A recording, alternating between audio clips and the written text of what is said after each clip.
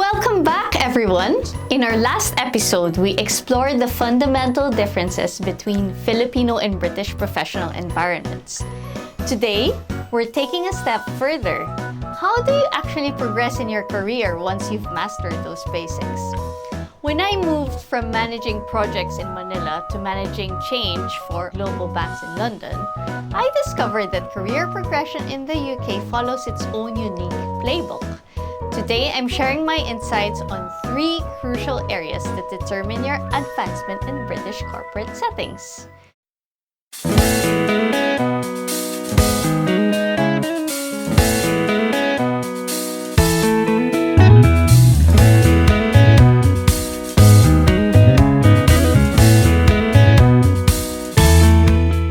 First, I'll talk about the unwritten rules of getting promoted in UK companies. Second, how to build your professional reputation the British way. And lastly, the art of networking in British business culture. Now, just a bit of disclaimer before I begin. These insights come from my personal experience transitioning from Manila to London's corporate world. While they've worked for me and many others I've mentored, remember that every organization has its unique culture. Okay. So, let's explore 5 key differences in how career progression works in British companies. First, timing expectations. Where in Manila, promotions often come with typical timeframes. It could be, 2 to 3 years in a role. But here, it's less about time served and more about the impact demonstrated. I've seen colleagues promoted after just 9 months while others waited for years and years. And even others got promoted while they're on maternity or paternity leave for that matter. Second, self-advocacy. Now, where I come from, good work speaks for itself, as in you just do really well, you work hard, and you would hope that people notice it and that will get you an advantage. But here, you need to actively manage your career narrative. Well, not boastfully, of course, but through subtle positioning of your achievements during perhaps your one-to-one sessions and cycle reviews. Next is skill prioritization. You'd expect that technical expertise often drives promotion, at least I did coming from Manila. But here in the UK, your ability to influence without authority and manage stakeholders can matter more than technical skills. Next is your visibility approach. This is where I see a stark difference in work culture, because back home, staying late and being visibly busy signals real dedication. But here, it's about being known for delivering specific high-impact outcomes regardless of how many hours you've worked.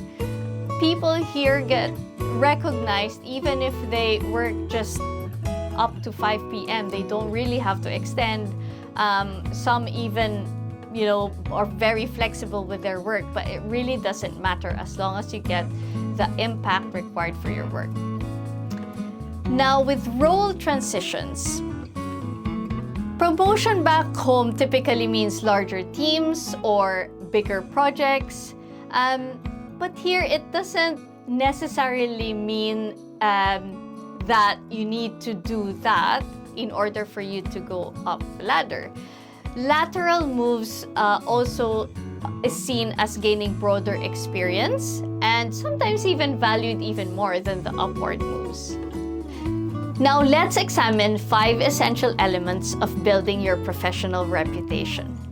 First, your personal brand, which is very important, especially here. In Manila, your reputation often builds through formal channels and hierarchies, but here it's built through informal networks and your peers and how they recognize you.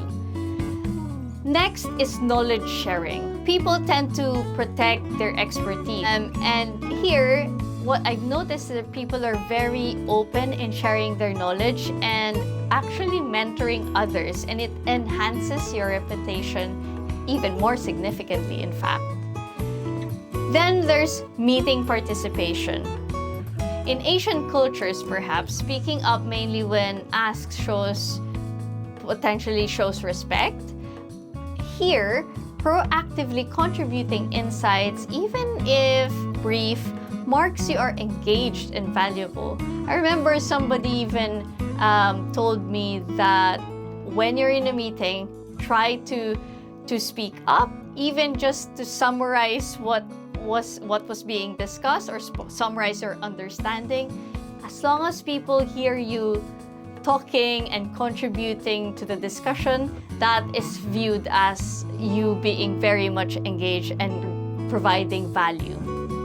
Now, for project selection, that's another area. We take on more work and that shows your commitment, right? But here, being selective is a key thing, and excelling in fewer perhaps, but highly visible projects serves you better. Next is mistake handling. Now, in Asian cultures, we try to resolve issues quite quietly, but here, you openly acknowledge mistakes and share the learnings from those mistakes, and that actually builds trust, and that's viewed positively. So that's just something that I had to adjust to working here. Now finally, let's decode the 5 crucial differences in professional networking. First, relationship building. Back home, professional relationships often become personal. It's often intertwined. Here, I guess you still have that friendliness, perhaps, but everyone always maintains that professional boundaries while being friendly, and it's really an art form. Second, social events. So in Manila, I'm used to team events. They're official of affairs, and usually there's an actual agenda for the formal event. Could be team building or whatnot. There could be a program for Christmas parties. Here, it's mainly pub gatherings and casual settings, and that's where real connections happen. Next is conversation topics.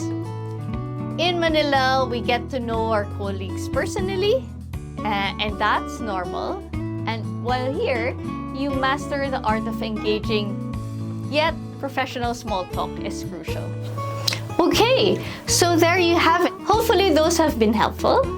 Once you crack these British workplace codes, it's actually like having a secret superpower. You're not just a person who can deliver projects or crunch numbers. You're the one who can read the room, navigate those tricky cultural moments, and bridge different working styles. That is gold in today's business world. Now, remember, succeeding in your UK career isn't just about working hard. It's about working smart and understanding these subtle but crucial differences and how career progression actually happens. And if you're just new to the UK or planning on moving here, I've created something special for you. My 30-day UK Quick Start Guide is designed to help you navigate your first months in UK life. It's packed with practical wisdom and actionable steps drawn from my own transition journey. Download your free copy using the link in the description below, and this comprehensive guide will help you start your UK journey with confidence and clarity. Right, if you've liked this video and you'd like me to make more of these kinds of videos, please feel free to like and subscribe so that you know when new videos come up. Hit that notification bell to continue growing together in our UK professional journey. See you in the next episode. Bye!